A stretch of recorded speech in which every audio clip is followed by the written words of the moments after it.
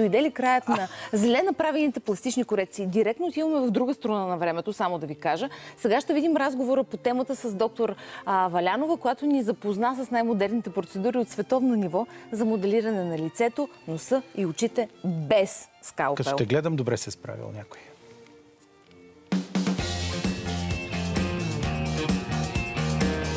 Красотата ще спаси света.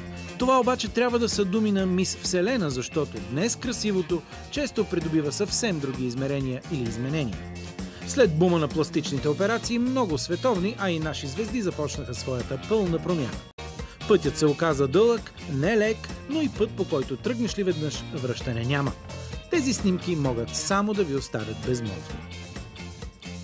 Днес разбираме, че скалпелът може да е най-големия враг на красотата, затова и медицината напредва със светкавични темпове, за да изгради и утвърди новата тенденция – възможната красота без скалпел. Конците отдавна са на пазара, но най-новите конци са с хиалуронова киселина.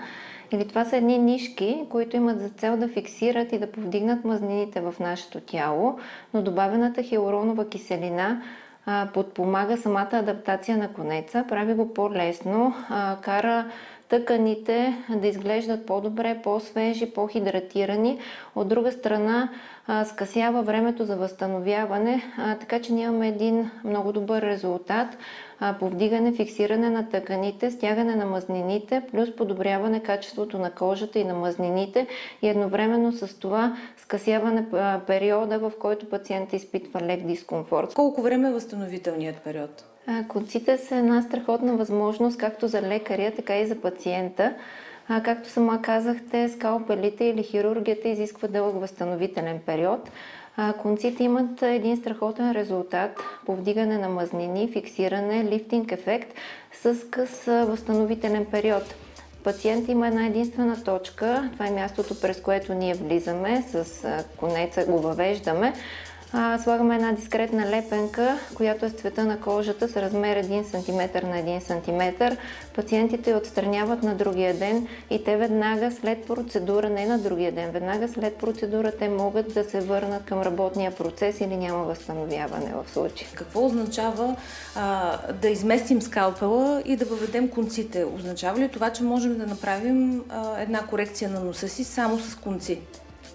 Разбира се, че означава. Това е нещо ново, едно ново за нас предизвикателство, една нова любима зона, върху която работим с конци. Идеята на конеца е, както споменахме още в самото начало, че той фиксира и повдига. Нашата цел при корекция на носове е да фиксираме и да повдигнем меките тъкани или най-честата и желана корекция да коригираме гърба на носа, ако има някакви неравности. Ако е по-дълъг, има увисване на неговия връх. Това може да го направим с конци, което е бърза процедура, изключително резултатна, травматична.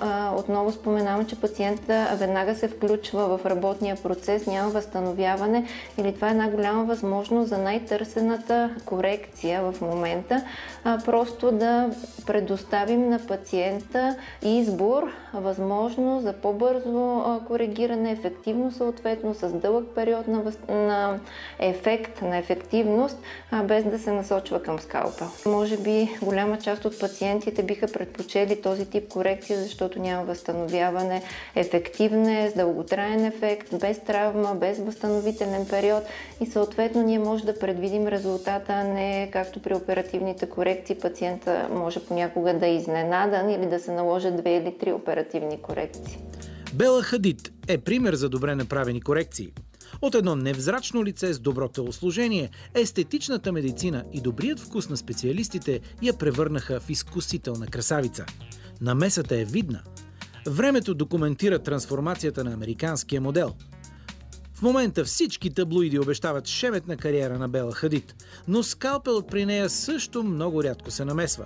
Лисичите очи са постигнати без никаква пластична намеса, а само с използването на фините хиалуронови конци.